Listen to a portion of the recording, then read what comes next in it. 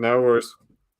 We are live, sir. We are having technical issues that are becoming a bit of a nightmare. But these things happen. What are you going to do? So, we are here. We are going to be talking about Stargate, and we're with Mike. Hello, sir. How you doing? You're frozen. You're back. I'm coming back now. I'm coming back. Yeah, it's all going on my way. So how are you, first of all, Jay? We're going to be talking about Stargate SG1, the best per season.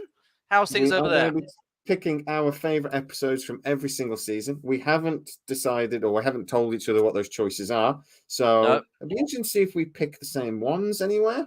I feel exactly, and also it might not be necessarily like the big episode, like season finale. It might be just an episode that just rang as a favorite for an individual. I mean, each, we're all like different things. Some people like more the more comedic episodes. Some people like the more of the actual big kind of arcs and stuff. So yeah, this should be good. So how do you want to proceed with them? Well, we've got at least one subscriber that's done an amazing list as well. So I will read his out as we're going along, just because he spent the time doing the list. So I think the least we can do is read it. But we've got our little intro bit, so we'll do that, and then we'll crack on, and we'll just start at season 1, mate. Let's go for it.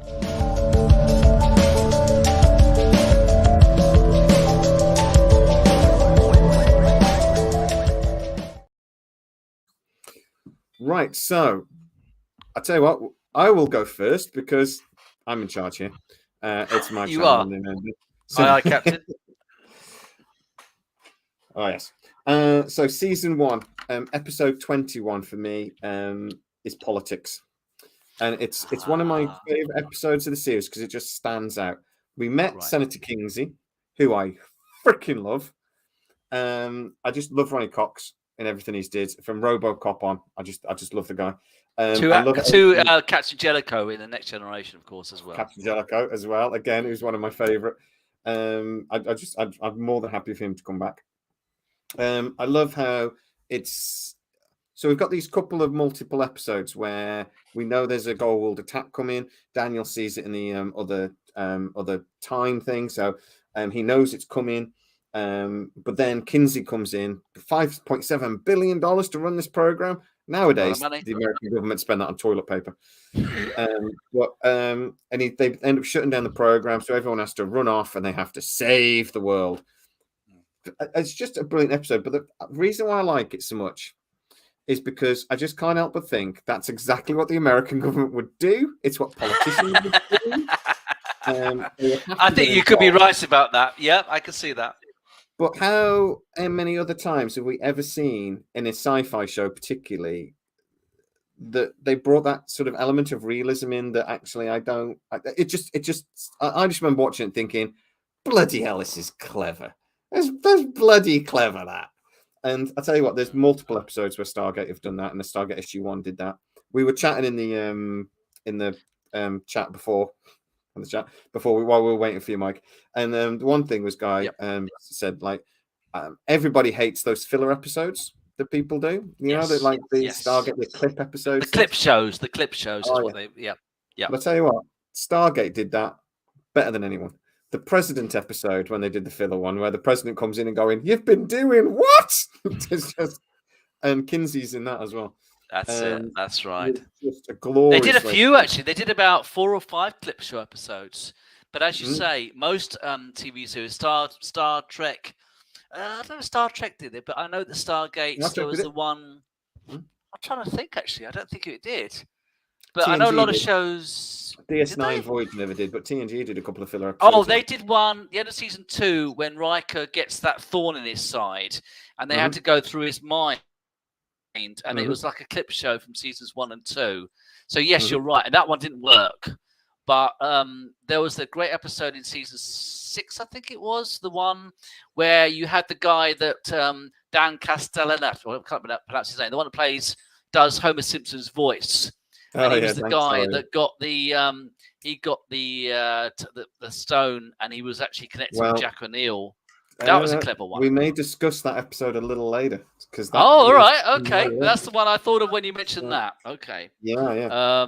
But very clever, and a very, very, very clever way of recycling the actual episode, saving money, but also showing the best at that point of what Stargate SG1 season 1 had produced. It was a very clever thing.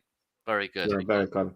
So what is yours? So that's my first choice anyway, politics, mainly because it was different, which is what I really liked. I thought it was clever. How about yourself? What is your first choice for your favourite episode, season 1? Okay, a lot of choices. I'm going to go with Solitudes, the episode 17 of season 1. It's the one where Carter and O'Neill, they think that they are on another planet. They're stranded. They can't get home. And of course, this was a very clever setup for future elements, where they were actually on a second Stargate on Earth. And I just thought it was a very, very clever idea that in all the exploring they do, it never occurred to the team that they were actually on Earth in the first place. And there was a second Stargate. I like the interaction between O'Neill and Carter because their relationship was always clever.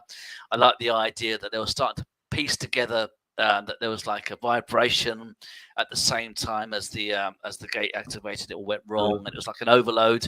Although it wasn't particularly arc based, I just liked the idea of it being a twist on the actual two of the main characters. They thought they were, and then of course there's a great scene at the end where Hammond rescues them, and Carter says, "Oh, you've come on through the Stargate. You've come to rescue us." And of course, he says, "Like, no, it's a long story."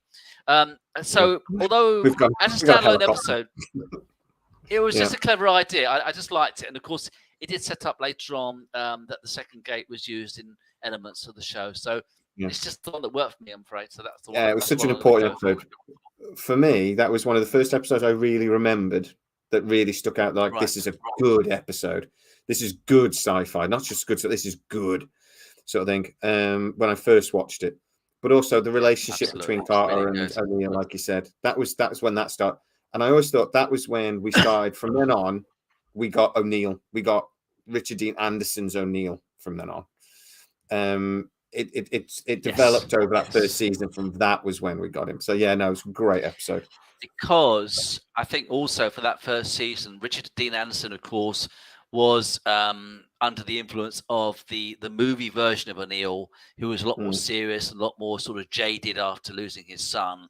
And of course, Richard Dean Anderson's sort of humor bled through the series. And that's what actually, as we will continue, will show how the series had its very unique identity. That sort of, it was not Orville comedy-like, but it had a very positive and it had a lot of humor. And yeah, as you say, it's kind of like that point where you can see that he started to make his own personal interpretation of the character in SG1. So that's why I liked it. It was actually something Richard Anderson insisted on when he agreed to do the series, and obviously he was one of he owned the production company that was making it at the time with Gecko. But he actually, before the season came in, he went, "I'd love to do this, but this character I've got to bring some of me into it." And that's why we got the O'Neill. That's why we get the joke O'Neill 2 L's. And the movie O'Neill 1 L, of course. Yeah, and that's the theory that actually the Stargate, the TV series, is actually a different universe to the movie. I've heard that. It's a bit different. I've heard that. I mean, it's close, but there are some differences. So I guess it's how you interpret it, really. I mean, do you consider it a separate timeline, or do you just accept that there are differences and just go with it? I just think there's differences. I'm not really that bothered, but yeah, there are different timelines. That's in canon in the series, so who knows? But either way, it's a fun theory. Absolutely. Season 2, we'll crack on with this. Season 2 for me, episode 17. Didn't you have an honor? Didn't you have somebody who was actually going to be putting in their? Oh, have you already done that? Oh, yes, I did. One of the subscribers has done so. Yes. Ambrose Rowell has done season 1. He did Family was his choice because Teal'c learns that he's a Shovar. There's no reason to play this SG1 team permanently. I did like that because that was the first time we see Teal'c's character start to develop, and it took a long time to develop Teal'c. Yes, I thought Family was season 2 actually. He's got season SG1. I'm not sure. I'd have to have a look in the top of my head. I think that's season 2 where we meet Ryak, his son. I might be wrong. I thought that was season 2. I thought that was season 2, actually. Yeah. Well, I'd have to double check. I don't. I love Stargate, but I actually can't memorize all the episodes off the top of my head. But anyway, that's what he's put, so we'll let him have it. Okay, fair enough. Right, so for me, season 2, episode 17, Serpent Song, was the episode that stood out for me. It was the episode where we see Apophis die for the first time.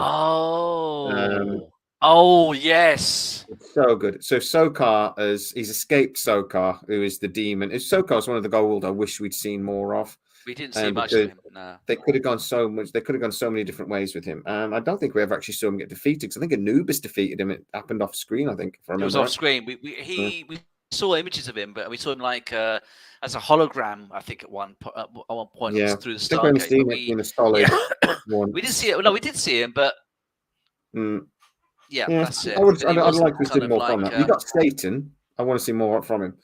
I like how Sokar attacks the SG1, SGC with that particle accelerator and starts heating up the iris. That's the hologram that I'm talking about. It was that scene from that. Yeah, that's right. And they put the hologram through, which is something we saw later, but better technology. But the reason why I've picked it was Apophysis' death scene is genuinely incredible. And oh man, I forgot the actor's name. Somebody in the comments tell me the actor's name because he passed away. Who? Peter Williams. Peter Williams, thank you. He did such a good part in that. Fantastic. He was brilliant. Yeah. And I just love the way we see, that we remember actually there's a human side to the Gold story, and I don't think we didn't see that enough. But that had proper impact. I'm not an emotional person. I don't really cry or get upset a great deal, and I'm coming away from that episode going, "Oh, it's bloody brilliant!" That. Well, Peter Williams, of course, he did the role of the host, who was like an Egyptian, sort of like not peasant, but a person who was captured, and of course he's upset, and of course he's got the normal human voice rather than the Apophis voice, and great actor by Peter Williams, who had a rare chance of showing the host rather than the gold inside him, and he pulled it off really well. He's saying, "Where's my wife? Where's my children?" That's it, yeah. He saw the light, and he was the one that walked towards it, and it's just a phenomenal episode. Yeah. How about yourself? What are you picking for season 2? I'm talking. The episode I like the most from this one is the one I introduced it to my wife, and she became a Stargate fan. And I remember I had it on VHS. So this is so long ago, and it was an episode which just really worked for me because it was a proper sci-fi concept, and that was episode 16, A Matter of Time. The episode where the gate is connected to a black hole, and there is a bad situation arising, and as it carries on, there's time distortions, there's gravitational pulls. It could be a situation which destroys the world. To me, it was just a great concept. And I also remember that first scene where you see an SG-10 or something. They're running towards the gate in slow motion, and they're looking terrified. You don't know what's going on. And it just starts to go on from there. And then they finally connect to the gate. It only connects for a brief second, and then they connect back, and then everything's slowed down. It was a great sci-fi concept, and it was just one as a standalone episode. So far, my choices have been quite standalone episodes, but I just thought that idea was a really great one. It was great. It was just my personal favorite for some reason. Yeah, I would say I made a mistake a second ago. We said that Peter Williams was dead, and it's Cliff Simon that passed away. No, Cliff Simon, who plays Barley. Peter Williams is still around. He passed away in 2021, right. and that was what I was thinking about. Sorry, which was right. such a sad thing. Again, he was one of those actors that every episode he was in, I could pick as my favorite. He was just, particularly in 9 and 10, towards the end, he was just glorious actor. So yeah, good choice. I like that episode, and again, it was different, wasn't it? So, our lovely subscriber for that one picked Thor's Chariot, First Contact with the Asgard. Oh, that's the sequel to Thor's. I can't remember the Thor one for season 1. Thor's Chariot. Thor's Hammer, and then Thor's Chariot. I like to see about that is we see the mothership come over, which is a big Asgard ship, and then it uses like beam technology to like the ships and everything. I love that. I was like, that's such a because nobody thinks about using that as a weapon. Just don't rematerialize. Beam it up. Don't rematerialize it. I thought that was such a brilliant episode for such a brilliant weapon. It's really cool. And of course, it's the early days of the Asgard and stuff. And of course, we discover them as they go along. But we still hadn't met them at that point, but we got to see them. Yeah, that's right. Yeah, Series 3, Series episode 3. 16 for me. We're smacking through this, but we were a bit late, so we're gonna have to. Yeah, sorry, my fault, my bad. Sorry. No, I've been having terrible insomnia recently as well. I got hurt my back a couple of weeks ago, and ever since I can't sleep. I'm sorry. Oh dear. No, I'm silly. But at some point at 10 o'clock, I'm just going to go. I'm sure we could get through this before 10 o'clock. That shouldn't be a problem. So what was your choice for season 3? What was your choice? Series 3, episode 16, Ergo. Because it was one of the first properly hilarious episodes. Dom DeLuise. I love Dom DeLuise from Cannonball Run. And of course, his son is a director, Peter DeLuise. Peter DeLuise was the actor. Yeah, I know all about them. The DeLuises, yeah. The whole DeLuise family. There's a whole boring, not you. Well, there's a whole DeLuise storyline that goes through the whole thing. There's like Peter DeLuise was in it. Two of his brothers were. Peter DeLuise met his wife on the Stargate. Yeah, and Dom DeLuise's wife was in it. I believe in one episode. I believe.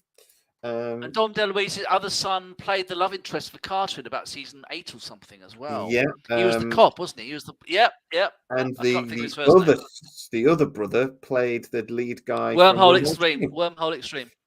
Yeah. The one I love. Where are you coming from? The little fact about Ergo that I absolutely adore, though, is that Christopher Judge, while they were doing all the building up to it, went to the writers and asked to be written out of the episode as much as possible. And they agreed because he couldn't keep his bloody face straight when Dom DeLuise was on. He kept laughing and he just couldn't stop. Dom DeLuise just cracked him up all the way through. So he's just like, look, I can't do it. Just keep me out of it as much as I can, please. And I just love that fact from it. Because now we know Christopher Judge a bit more, in interviews and stuff. Whenever he's got a great sense of humor, isn't he? He's always. You could just go. Whenever you see the behind the scenes, he's always laughing, and you could tell that they had a great chemistry. The actual cast, they had a good laugh doing it. Yeah. So I look at that now and I think, 100% Christopher Judge was pissing himself all the way through that. I completely believe that. Yeah. How about you then? So episode 3. I think it's going to be the big one from season 3, and it's going to be Nemesis. I mean, my God, the first time we see the replicators. I love the way that they first came along, that purple spiders and the dum dum dum dum, the music coming along on the Asgard ship with Thor. And they were at the time they struck me as being like the Borg of Stargate, because there was something completely different and something very potentially dangerous which we hadn't seen in the series at that point. And it was just a very, very solid. We had a great story with Thor, Jack stuck on the ship. The ship is, going to be crashing into the planet, and they're all sorts of things going on. It was just very solid. And of course, the replicators stayed around for the remainder of the series, even beyond that. And I just thought, for me, it was just such a great introduction for potentially the real big baddies after the Goa'uld in season 3. That's my perspective. And I mean, and they were so good. I mean, they the thing I liked about the replicators as well, they evolved in such an intelligent, a way that you go, well, of course they would evolve that way. That's completely makes sense. The other thing I didn't like was when we sort of saw a version of the replicators in the Atlantis episodes. I thought that was a bit sort of tacked on a bit, but even that was well, they were different. They weren't like the our sort of galaxy replicators. They had the same name, but they didn't have anything in much in common with them in many ways. So I was never such a fan of the Atlantis replicators. And I didn't mind them, but ancient warships. I thought that storyline was a bit odd for me. Amazing subscriber picked The Devil You Know. I don't remember that episode off the top of my head. I'm just looking for it now. He's a villain. The Devil You Know. It wasn't Demons, because that was also in the same season. Oh no, Devil. Oh, that was the Sokar. Now Apophis revealed himself. He promises to the prisoners to overturn Sokar. It was part 2 of Jonathan's memories. cargo ship and go in and everything, don't they? Yeah. Yeah, Okay. and it was part 2 of a 2-part story. It was all right. I didn't mind it. And of course, that was the episode where Apophis reveals that he's still alive, and he's got this kind of like metal on his face and everything, and he starts to sort of it was all right. The computer game Mortal Kombat that's got one of them. I can't remember which one it is, Raki or something. But that was reminded me of that. Who's that dude from Mortal Kombat? Series 4, right? Series 4, go on. For me, episode 1, straight off the replicators, like you said. Okay, yeah. What do you like about it? What was it? What worked for you? There are certain episodes that when I watched it first time round, like politics for me in series 1, that when I watched it, I just remember thinking, God damn, this is a good show. And that this was the first episode I remember thinking, I think I prefer this to Star Trek. And I was always a Trekkie. Just what I think. Mark Hassano on there. The company's called Blue Bricks, that have got the rights to produce some Lego models or Lego-esque models of Stargate. They do a lot of Star Trek ones.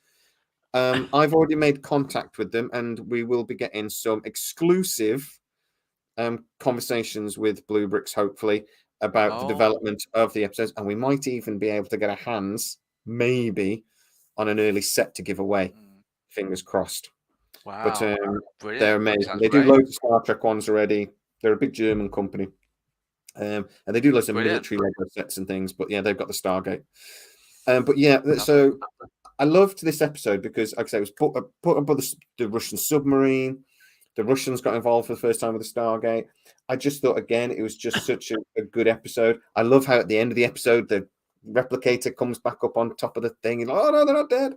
And I love that Sam goes off with the Asgard. And they go, well, we wouldn't have thought of throwing lead projectiles at them. So we need maybe a stupider way of looking at this. And Sam's there going, a stupid perspective, which I thought was really funny. Exactly. And then I love when they get there and there's the O'Neill. And it's our most advanced starship ever built, and it's the O'Neill. I'm just going, yeah. O'Neill's and they have to destroy it as well. They have to destroy it. Yeah, it's really clever. And then Jack has a little joke at the end, like, you destroyed it. It's just great. Yeah. But this is honestly that first episode where I've just sort of realised I'm a Gator. I'm not a Trekkie anymore. I think for me, my memory.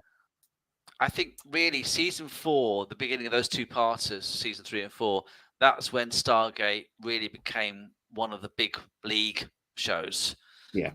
It kind of got to the point where, look, this is kind of like on the Star Trek level of quality writing and visuals and acting and everything else. And that to me was when it got to that plateau, and then it never looked back after that. And I think that's probably what you and I might have got that vibe when we watched that 2-parter, Nemesis and that one. So this isn't a little show anymore. This is it was a new level. It was a new level, and I think that's when you realise this is.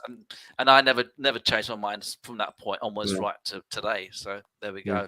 Our amazing subscriber agrees with me, by the way, that Small Victories is the best episode of that season. But what did you pick? Well, one aspect I've said before is I love the comedic side of things in the show. And again, this is another standalone episode, but I'm a big fan of Bill Murray. I'm a big fan of Groundhog Day. So, of course, I'm going to choose Window of Opportunity, the time loop episode where O'Neill and Teal'c end up every hour or whatever it is, eating Fruit Loops, eating cereal, and it just goes round and round and round, and they have to solve this problem. It's been done to death in many sci-fi shows, but I just thought there's a lot of comedy. O'Neill playing golf and knocking the ball through the Stargate, and that's got to be some kind of record.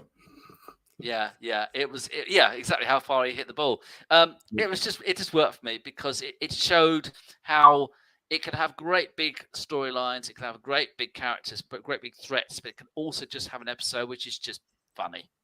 But laugh out loud funny. Yeah. Star Trek episodes, you know, that they sometimes tried to be funny, but they were laugh out loud hilarious. I'm sorry, but the bit where O'Neill brings in and gives George his resignation, and Hammond's just like, what? And he goes, Sam's like, so why? So I can do this. And he swings down and kisses Carter, and then it goes, and it's back to him eating the cereal again. Brilliant. And Teal getting smacked in the face with the door each time, and just things like again and again, and eventually he hits it back or something, doesn't he? He pushes him down the stairs, I think. And then learning to juggle and things like this. I adore that episode. It's the funniest sci-fi. I think it might be one of the funniest episodes of the entire Stargate franchise. I think it might be right up there, personally. It's got so many brilliant moments in it. I think when people, as soon as you say that episode to people, they go, oh, God damn it, that's a good episode. You know, they just do. It's just fantastic. My pick for Series 17. Series 5. 17? Series 17? Whoa! Okay, no, it was that popular. Fail safe. So, the reason I love this episode was we found out later this was Anubis's plan, and it was a deal with the Goal System Lords. But basically, they lob an asteroid at Earth, and it's going to wipe out. I like this. This is a good episode. Yeah, I like how they're on the spacesuits. They use the thing, you know, they get that the transport ship, and then they end up doing a hyperspace jump. So they jump the asteroid through the Earth to the other side. Because they realize it's a Quadria asteroid, so it's too heavy, sort of thing, and all that. I think the reason why I love this episode so much is whenever I think about those key episodes, this is one that jumps into me because, again, it was just so different. But it was different to Stargate. That was the reason why I love Stargate so much. It kept reimagining itself. And this episode did that again. It reimagined itself and did something a bit different. Yes. And the thing is, more often than not, it worked. And you know what? And my lovely subscriber agrees with me again. You did well. You're popular. That's it. That's good. How about yourself? What did you pick? I have to say with this season, because I think the 5th season, it had some weaker episodes. My personal favourite, I liked 48 Hours. I almost nominated that, but in the end, I'm going to go for 2001. It was a fascinating episode, a what if kind of thing, where it was, actually, was it 2001 or 2010? Because hang on. Actually, I thought it was the other way around. I thought 2010. Where was the one where they're in the future and they had to go back? Oh, no, you're right. It's 2001 anyway. Was the episode where they make... No, but there was one... Yeah, 2001 was the one where they make contact with the Ashen and they're aware that the future... We're losing you a little bit. Avert. Sorry, can you hear me all right?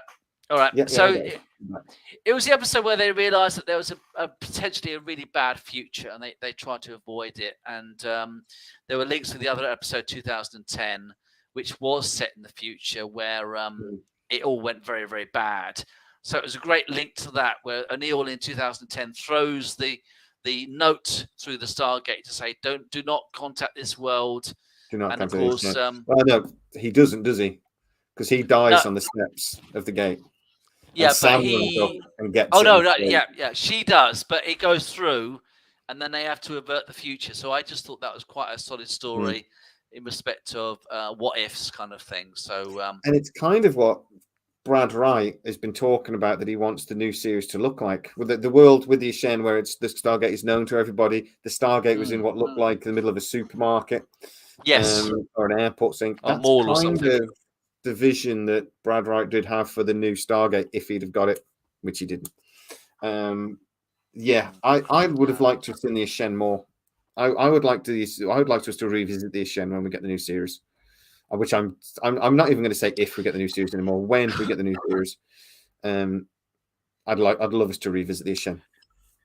I thought there was Didn't I hear that? I heard that at some point they were really considering making a third Ashen story, and it didn't work out when they made the original SG1 ages ago. They did originally have an idea of bringing the Ashen back for a third story, and it never happened. Joseph Maloney it's a shame. Like I said, if we can see them again. I think it was Atlantis they were going to do an Ashen story. I think so. Because Joseph Malozzi talked about it, but I might be wrong. I do occasionally make things up in my brain. Anyway, it was a good story. I like both the Ashen storylines, the 2001 and 2010. I thought they were both very solid. So yeah, that's my vote for season 5. How about your subscriber? Cool. What have they voted for season 5? No, he agreed with me. So yeah, he went for failsafe as well. So no, did he? Or am I lying? No, threshold. He went for threshold. Sorry. Oh yeah. Okay, threshold. Yeah. Season 6, episode 22, Full Circle.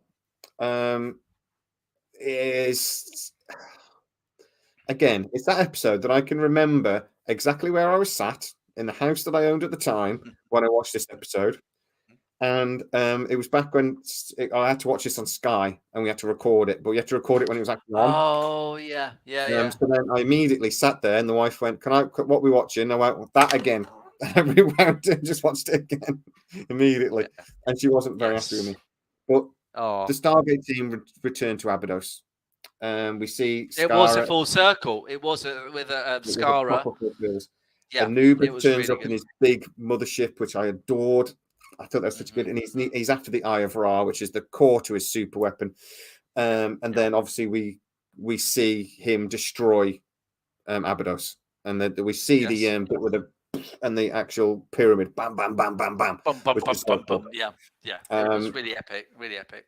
I also love there's that awesome scene where Daniel keeps appearing in front of Anubis and telling him, "You're not going to do it." And they said, and Anubis was like, "You can't stop me." And then he does that thing where he starts off, he goes, and then the sucked away, and you see him go, no, and they pull him away. That sort of thing. It's one of those great scenes that just worked so well. And then obviously we got Daniel back a little, and the next episode, I think. And we got to see the tablet with the lost city. So this is when we introduced Atlantis as well. Yes, it was the first link towards the first spin-off. Absolutely. Yeah. At that point. There was it's such an important episode, but they knew it was such an important episode, and they banged it out the park. It's one of those episodes they just absolutely nailed it. Brilliant episode. It's one of the best episodes of any season. Yeah, it's in probably the top 10 best episodes of the entire show, probably. So absolutely. For me, I also have an episode which features Daniel, but not this episode. But it also brings a very important character, which of course we've already talked about, and that is I can't think of the number. It's Abyss, the episode where we first meet Baal, and we see Daniel appearing to Jack, and obviously Jack is in a bad situation. He's being tortured by Baal, and I just thought it was a very solid episode. First of all, Baal, first time. This is the first time I think we've seen him. I think it's the first time. We might have seen him in season 5 actually. I think it's one of the first appearances anyway. I think it's his second actually. And he, as a protagonist, he comes across as very, very dangerous and somebody you don't want to mess about with. And he's got O'Neill, and he wants to get this information off him. It's on that spider web thing, isn't he? Keeps killing him over and over again. Yeah, sort of. And then he's got like arrows and things, and he's sort of like it's got a gravitational pull, and he keeps sort of like, and he pours acid onto him and all sorts of things, and he's trying to break him. And of course, I just thought it was a very solid episode. But yeah, I think that was Baal's second story. It was in a 2-part in season 5. But even so, I just like that particular episode. It just stood out for me.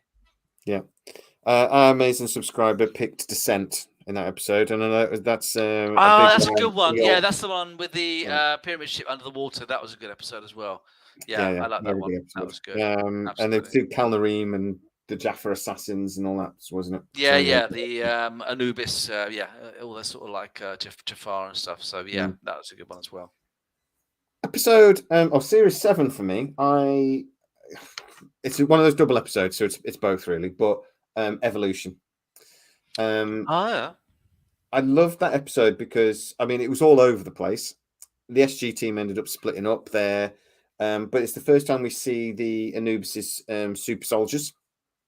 I love any episode of Braytak in, and basically any excuse to mention Braytak. Oh, Braytak is so good. Yeah. I just think the man is an absolute legend. He's absolutely brilliant. I love him. They were looking for the Fountain of Youth. I love this thing about how they were talking about that the very first sarcophagus was based on this ancient technology that's been lost. It reminded Daniel of this story about his granddad to say about the Fountain of Youth. So they went looking for the technology. I'd love those episodes when we get to see a little bit more of the background sort of thing, without it being a flashback or something, because I hate flashback episodes. But so we got they're just layered pages onto the story of the Goa'uld and the Ancients, how the Goa'uld were these parasites, technologically as well as, physically, living off other people's technologies and stuff. I just thought it was just such a clever episode, but also it was so well written in that it was a proper dramatic episode. It went all over the place. I say the story was a proper roller coaster. It was just a great episode, a brilliant double episode. I think that was a good one. For me, I think it's the season finale 2 part of The Lost City. Because it was, first of all, it's the first time we meet Dr. Weir, although it's a different actress who plays Dr. Weir. And it sets up all the beginnings of the links to Atlantis, which of course is done so well when that series started. It has some pretty epic moments in it. I like the fact that the president is kind of like advised. Well, actually, at this point, he'd already been advised from the clip show beforehand. But then they have to sort of like Hammond is reassigned, and it was just a good, solid episode. I just like the whole setup for Atlantis, and in the end, O'Neill has to have the portal thing again, the Oracle of Memory, and he starts to do what he did before, where he starts to speak ancient language, and it's just yes. What does he build? He builds the anti-replicator weapon, doesn't he? That's it. Yeah, that's it. That's what it was. I just thought it was a very solid episode, and it sort of ended in the end where he gets put into stasis. You wonder what's going to happen, and it was just very well done. So I think that's although I will give an honourable mention to Avenger 2.0 because that was Dr. Felger appears.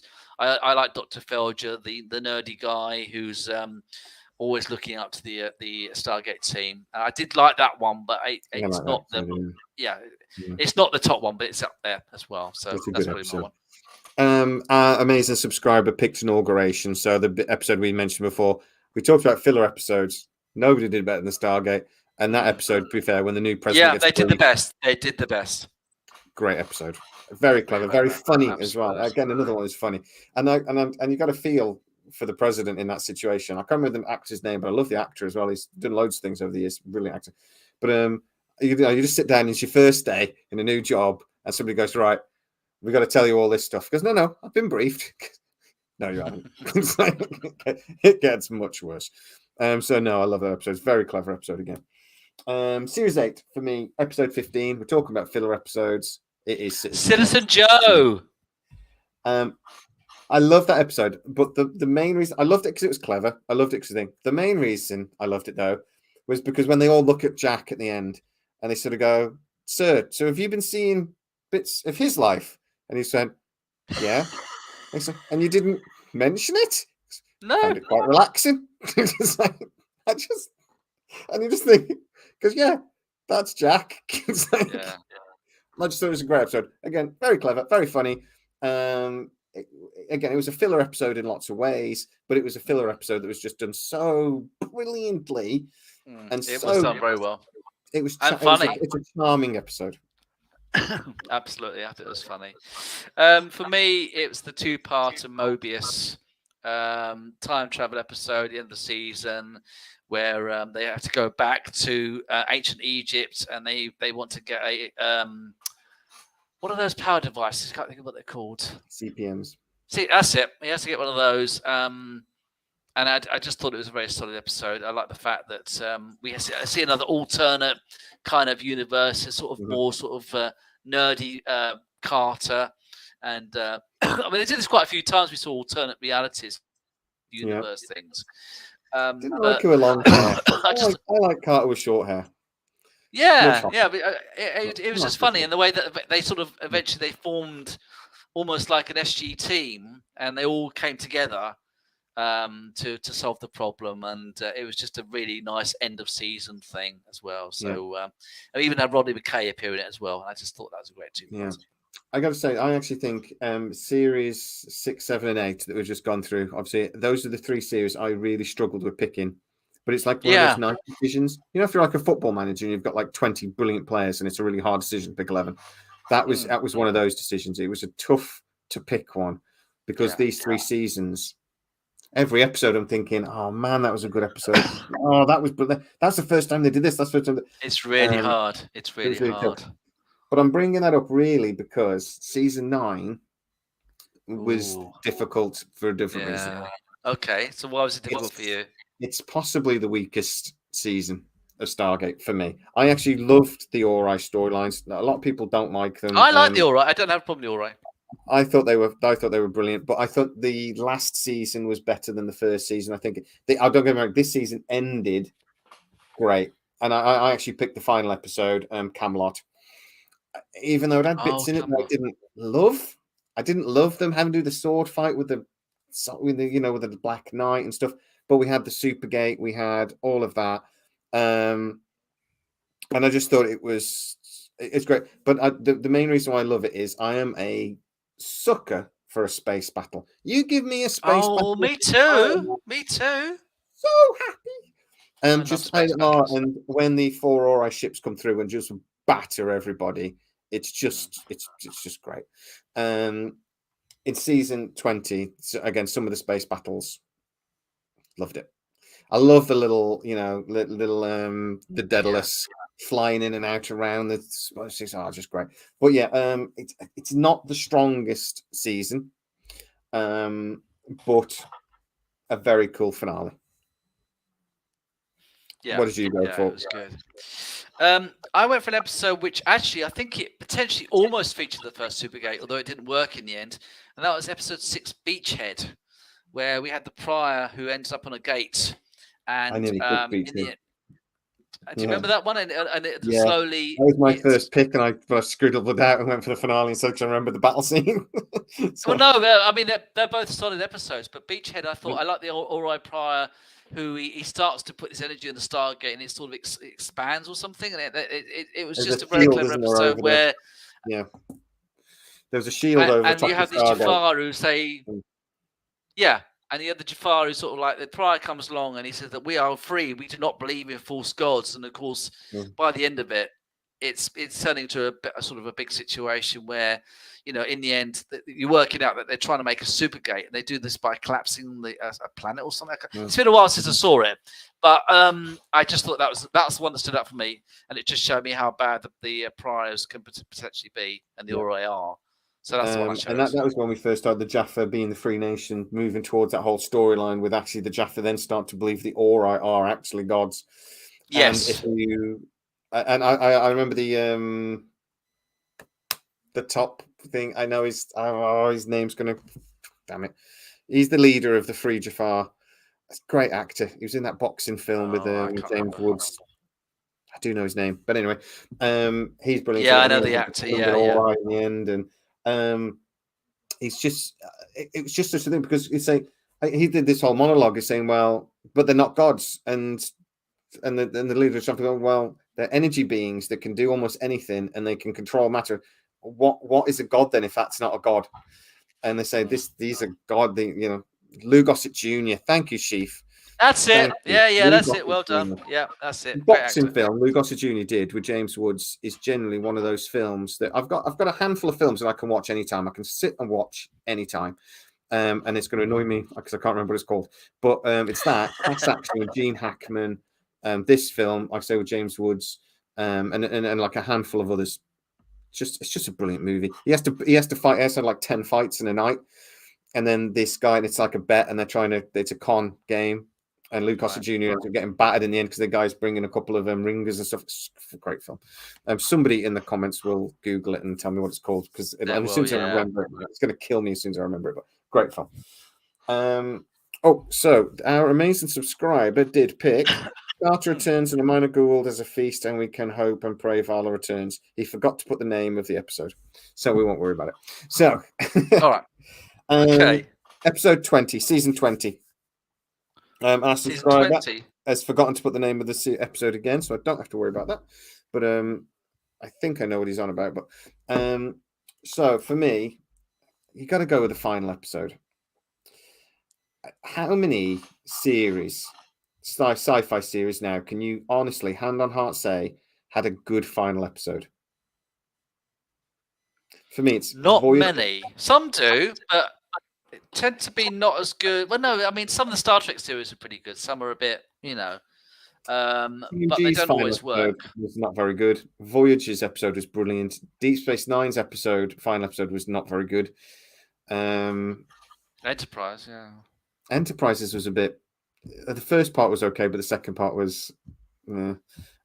Deep Space Nine's the good episode. The final episode was like 3 episodes from the end, and then they had that old parade thing at the end, and I was like, "Oh, that's boring." But Stargate's finale episode was genuinely brilliant, and not just because it gave us a really nice storyline with the Ori, and we lost the Asgard, and then the Ori were chasing because they could track the Asgard core, so they had to create that time bubble. We then got to see a really nice sort of finale for a lot of these characters. We got to see Daniel and Vala come together. We got to see a nice thing with Teal'c. It had a bit of everything, It had a bit of humor, it had a bit of fun, Yes. it had a bit of drama and a problem to solve, and it had a little bit of character, and it felt like a nice goodbye to a series that had managed 10 years, and it didn't. Enterprise's final episode was a massive disappointment when it should have been an easy one for me. Well, it was rushed. It was rushed. That's what it was. 100%. It got. Well, they didn't know they were getting cancelled till 3 Yeah, episodes. that's why they had to rush it, which is why it wasn't as good as it could have been. But Stargate, they really were able to take their time with an ending and create an episode that deserved what it got. SGA had again, SGA 100% Mac. The SGA's finale was actually really good as well.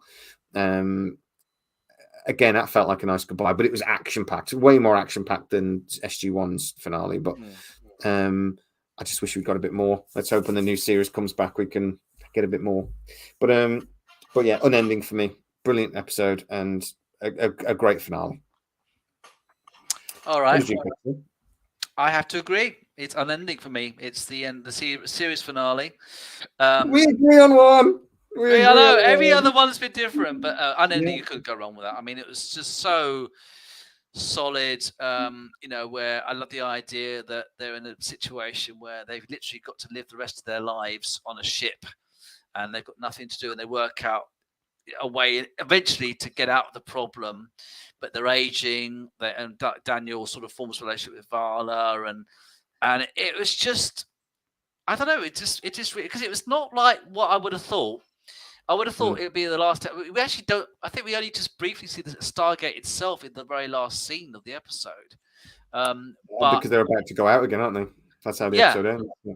That's it, and that was it. But I just like the idea of a situation where, and I just love the way that you got the energy about to hit the ship, and then it jumps like 10 years ahead. You see that the bolt is slightly closer to the ship, where in real time it's only been like 2 seconds. Really old. Yeah. It was just very well done. It was almost like a bottle show because they were just mainly just on the ship using the stunning sets. But however they did it, however they wrote it or thought it up, they actually did something for me, which just really stood out. It was just a very solid end to such a great series after 10 years, which not many shows get to that length. And in America, a few medical dramas have done it, haven't they? But sci-fi shows never do 10 years. I think there's only X-Files and Supernatural that have done it. X-Files is one. X-Files. Supernatural had 10 or 11, possibly. There's not many. It's a handful of series that have ever done 10. I know. Somebody will always go, Doctor Who. Doctor Who's not had consecutive series. I was going to mention that, but that's not consecutive. Yeah, but Doctor Who is like it keeps reinventing itself. It's not like the same actors the whole way through, and the majority of the Stargate actors were there until the end, so it's not quite the same. But really good.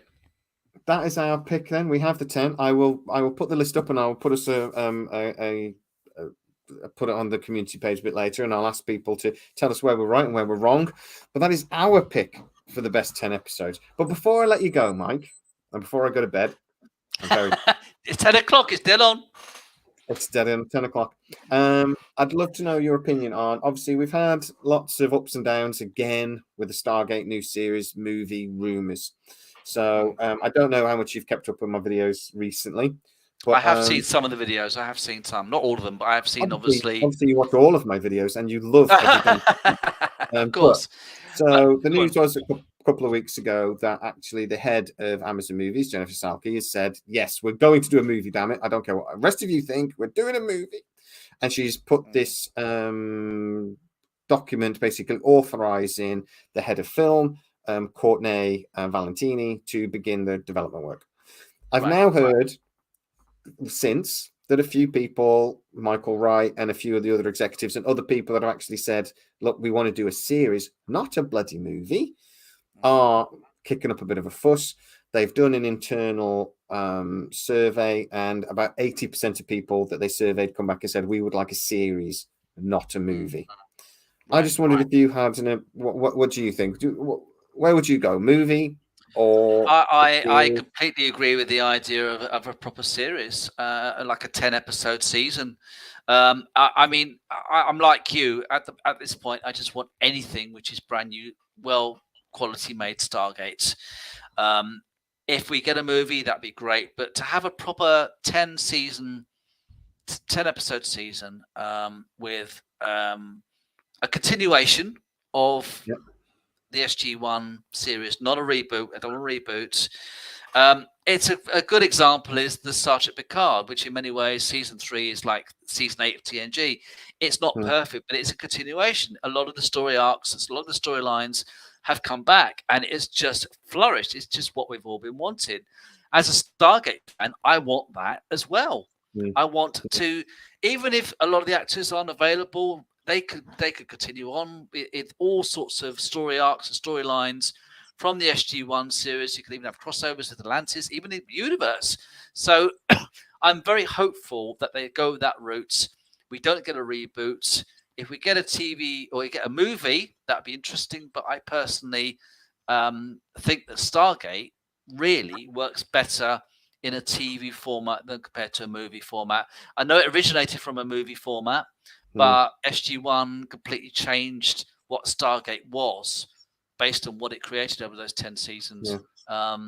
That's my thoughts and hopes. And I did see one of your recent shows where you were saying that basically you were fearful that if there's all this infighting about, well, you know, one person wants to do the movie, one person wants to do the TV show, if there's enough disagreement, it could all potentially fall through.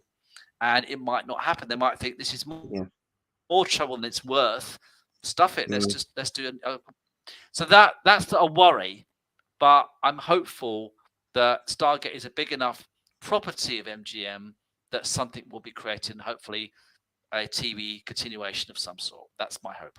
Yeah, I think the only way I wanted, and they are talking about cinematic release. If they did a cinematic release, and they got Richard Dean Anderson to come back as O'Neill, and we got Sam, because I don't think Richard Dean Anderson wants to come back for a series, but he might be talking. Yeah, he could do that. And then there was apparently the idea that actually J.J. Abrams and thing he had was that they were going to kill O'Neill off. That he was going to actually save the day, but he was going to have to sacrifice himself in the process, and he would be killed. Now, I don't want to see Jack O'Neill killed. Actually, Matt, who I do live videos with, he hates this idea. But I'm telling you what, man, if Richard Dean Anderson wants to come back and do one movie, and he doesn't want to do the series, he'll do a movie, and they end the O'Neill character in a big dramatic way like that, I'd be okay with it. I think that'd be cool. Yeah. You get to say goodbye, and then that is a gateway, a 2-hour advert for the series. Catalyst then for something else afterwards if it's successful. But my fear is, if it's not successful, it could kill the franchise before it even starts. That's my only fear. So you're saying it's more of a risk if it's a movie option that they went through rather than potentially a TV season? Yeah, I think so, because you can have 2 hours. If people don't go for it, well, look at Picard season 3. Right, it's brilliant. We all love it. It could not get into the top 10 the first 5 weeks it was in, and now it's shooting up there. Now it's top because it found its audience. Yeah. A series has got a chance that if enough people watch it, enough people talk about it, we all go on YouTube and we shout, "It's bloody brilliant! Watch it!" Enough. That's how it's advertising. You're advertising a show. You're helping it. Exactly. It can find its audience, though.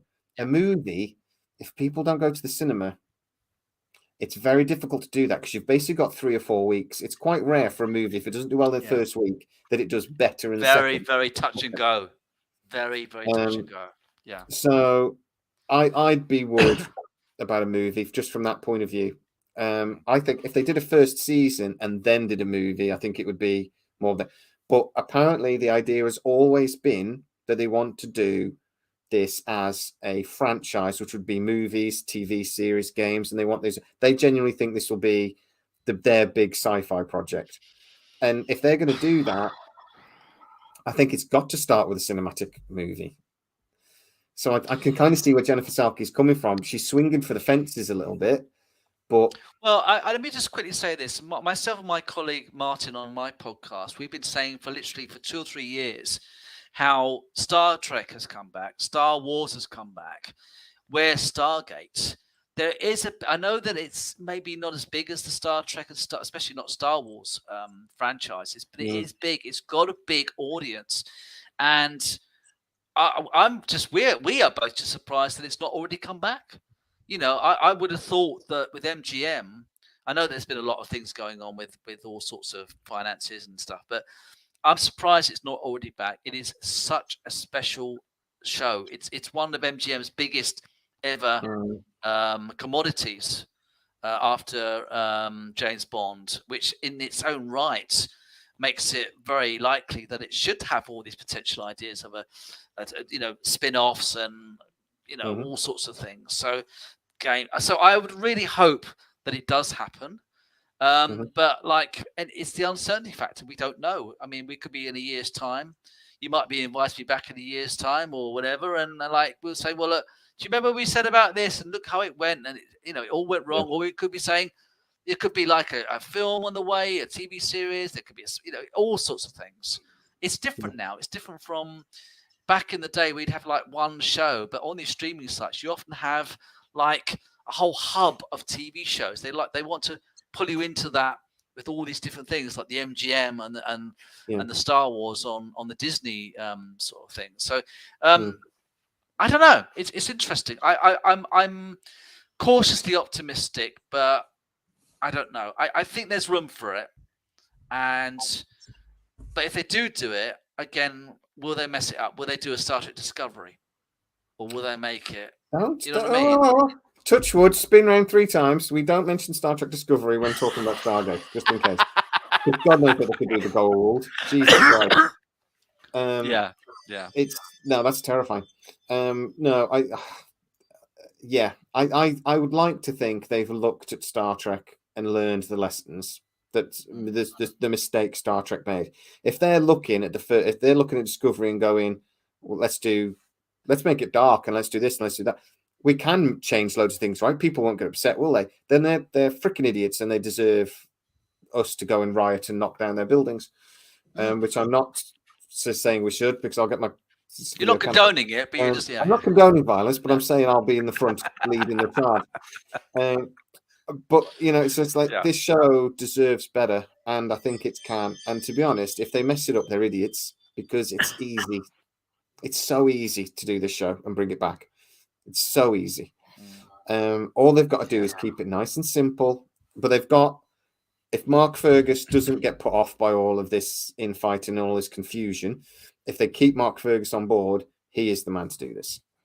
What about Brad Wright? Why couldn't Brad Wright still be involved, even if there's because he was the person who pitched the idea and it was fallen through, but he knows Stargate. Surely get people in this new series, even if it's a creative consultant or something, to actually have an input for the fans who will recognize that quality. I'd like to think they would get involved and at least get him in to do something. The main reason why Brad Wright can't showrun is because he doesn't own a production company, and they've got to get a production company on board to do it. And then they will need to get, if we believe the current rumors, this is why Bad Robot are involved. It's not really because of Bad Robot, it's because of Warner Brothers. Warner Brothers want to make the film for MGM. which Right. is a relationship they've already had for a while now. The Creed trilogy I was talking about is Warner Brothers. There's a few other films that MGM have done in cooperation with Warner Brothers, and Amazon.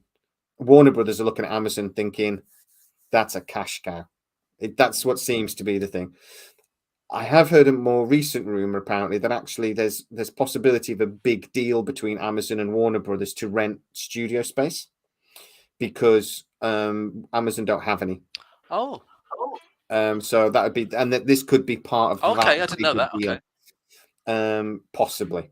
Right. So if that works out, then I think that's another reason why possibly they're looking at a cinematic movie is again because they want it to be part of this deal with Warner Brothers to produce. If that's the case, though, let me ask you a question. Go on then. Sorry, I was just going to say. I mean, Mhm. do you think though that basically Stargate originally started as a movie, which then created a TV series? If they did go with the movie routes, could there be like a repetition of the original Stargate, where it was relatively successful movie, and then it became its own independent TV show? Do you think they might think about replicating that idea and sort of trying again the second time round, or? I suppose, I don't know. I don't think they will in a way because I think whatever they end up doing will be integrated together. Because if they've got any sense, they'll do what Marvel did.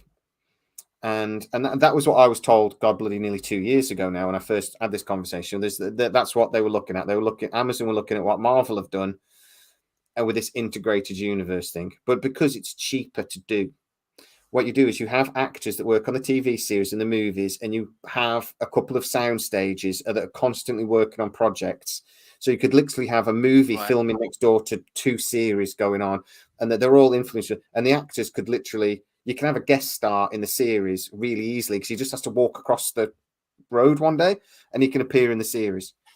And you can share sets, you can share special effects and all this sort of thing. It's a little bit cheaper to do it that way, but also you get a better end product because you could really suck people in because you actually have the movie actors in the series and the series actors in the movie, and it's just really, really easy to do. If they do that, I actually think if we get the movie, it will lead into a series really easily.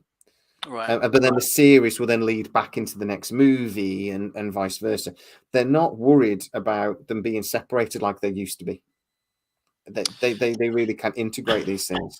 But I'm also curious about how much financially they would actually throw into it. I mean, if they did a movie, would it be quite a big blockbuster movie, or would they try and sort of take the relatively good quality movie but really save on the pennies? What I'm hearing is that they want to keep it reasonably low budget. Okay. But I mean, that's reasonably low budget for Amazon, don't forget. But I was told we're not looking at 100 million. It'd be less than 100 million for production. But the last Batgirl movie was 80 million, and we knew how much that was. We don't always know what the production, actually how much it costs to make the film, sort of thing. Yeah. But if we get something around 100 million, and that all that means though is they won't get big A-list actors in it, which we don't necessarily want anyway. It doesn't have to be that. I mean, I don't need Will Smith earning 30 million quid. Thank you. Just bring in some good actors. I think people like Michael Shanks and Samantha Carter will do this for a packet of crisps and a bourbon biscuit. So I don't think they'll have to pay him a great deal. It's like, so getting these actors that we love anyway, and just get good character actors. And then but I'm hearing that because what I was told was that there was a fear that it won't be massively successful. Or what they're doing is they're setting the budget to their expectations. So this doesn't have to be number one for 20 weeks in the cinemas for them to go on to do a franchise. If it goes in at number one and they at least make their money back and they get an okay return, they're happy to then that's a success for them because they can the way I was told is the plan is to make this a 2-hour advert for the rest of the franchise. Right. And that's the way they're coming at it. They don't expect this to be the biggest movie in history. They just need it to kick off the franchise. It's like the beginning of a new sort of chapter kind of thing. I mean, if that's the case, I think that's quite sensible. I'm shocked because it's actually quite sensible. Bit boring. The one fear I have is that it took about 4 years for Star Trek to finally sort itself out, and we're finally getting there now.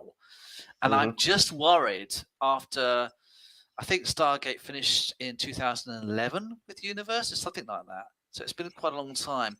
I'm worried that the people that make the new Stargate, if and when it happens, will get Stargate.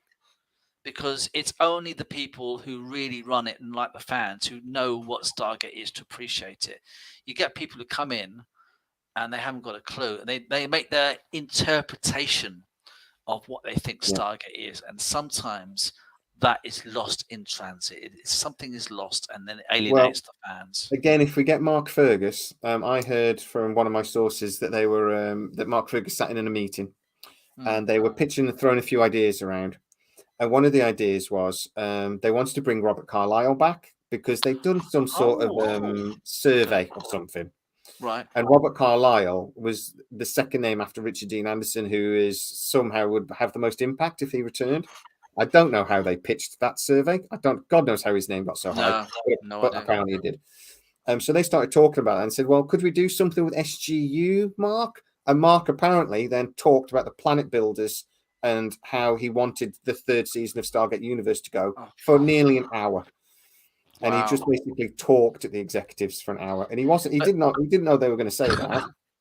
Mark Fergus asked for Stargate. He loves Stargate, it seems, and he seems to know it backwards. I couldn't sit intelligently about the Planet Builders for an hour. But isn't SGU the least popular Stargate series in the franchise? Yeah, but I mean, my point is, though, that they just mentioned that and pulled and asked him about it, and he knew it off the top of his head. So, I mean, if he knows SGU, he's going to know the rest. I mean, that just really impressed me that he knew that off the top of his head. But I tell you what, though, whenever we talk to people about what sort of movie do you want to see, and I do polls on the channel, SGU always does really well. Good. I liked it myself. It's just when it was on, it was different, and it was very influenced by Battlestar Galactica. That was the one thing which I had to kind of adjust to. But by the end of the second season, I was really enjoying it. So, you know. But I think the people that like the show, though, want a conclusion to it, and that's the thing. We got absolutely. I mean, who doesn't want a conclusion? Yeah. And there's some big questions we're asking that series that we want big answers to. So, but Mudlarking with Steve has just asked me what's the best Stargate series to watch. It's SG1. SG1. Yeah, 100%. I did a poll actually literally a couple of days ago, which is what is the best Stargate series, in SG1 ran by a mile.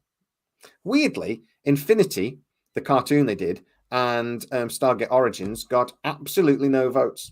None. I got over 1,800 votes. I'll very quickly have a look at it, actually. I haven't looked at it in a go on. Go for it. Let's have a look. Roll down. Okay, what is the best Stargate series? 2.4 thousand votes, so 2,400 votes. SG1 got 70%. SGA got 15%. SGU got 14%. SG Origins got none. And SG Infinity got none. That's amazing. Nobody liked the cartoon. I've never seen the cartoon. I've seen Origins. It felt like it felt a bit more like a fan film production. It didn't feel like a proper Stargate. But I didn't. I think it was interesting to watch. I loved it. I mean, I didn't love it, but I didn't loathe it either. It was all right, and it had Connor Trinneer in it as well, didn't it? From Star Trek was in it. Yeah. But it was interesting that your vote with the Universe and Atlantis was very, very close. Because I thought that Atlantis was higher than Universe, so that's good to know. Actually, I'm glad that Universe is appreciated. Yeah, it was good though. Right, so let's call it an evening because it's nearly 20 past 10.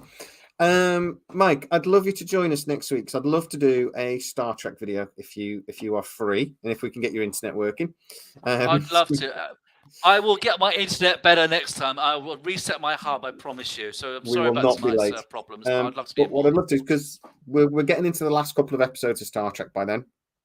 Picard, and we should know a bit more about what's going on, but I think it'll be a really nice way of getting ourselves geared up for the finale, and then I think you wanted to do a video on your podcast for the bloody internet. Go on. Yeah, you're frozen, but you're pulling a lovely face, so don't worry about it. When Picard ends, is that right? I think. Yeah, it's 3 more weeks, I think, until it finishes. Yep. So it's nearly there. But is it 3 or 4? No, it's 4 more weeks. 4 more weeks. But yeah, it's 4 episodes rather. So yeah, I'm sure I can be free to do something with you guys or just yourself. That'd be great. So yeah, coming on board. I'd love to be on board. We'll get you next week. Excellent. So same time, same bat channel. Guys, everybody in the comments, thank you so much for joining us this evening. It's nice to see you, Steve. It's nice to see you, Shelley. Bob, been some bloody funny comments as usual. Every so often, I have to avoid looking at Bob's comments because he'll send me on tangents. Okay. He's a bit random, Bob. All right. But I love him to death. He comes up with some marvelous ideas. Stargate Canine Corps. I don't know what that's about. It's just Is that the dog in Doctor Who? Yeah, I don't know what he was anything. Yeah. Oh, games Okay. that killed off Defiance. It just comes up. I have to try to avoid his comments. But Bob, thank you so much, and we'll see you next week. Everybody else just joined us this evening. It's been a great chat. I'd love to know. Get into the comments. Tell us what your top 10 favorite episodes of Stargate were, or pick out one from each season. And hopefully, we'll be back next week to talk Picard. That's got me excited about Star Trek again, which I'm so happy. Strange New Worlds got me excited, but Picard's got me like tingly excited. It's just great. Mike, thanks so much. It's a whole different level, isn't it? I mean, Strange New Worlds is great, but Picard. Thank you very much, Jay. I appreciate it. Yeah, it's been an absolute joy, sir. So we will see you next week. Thank you. Bye-bye, Mike.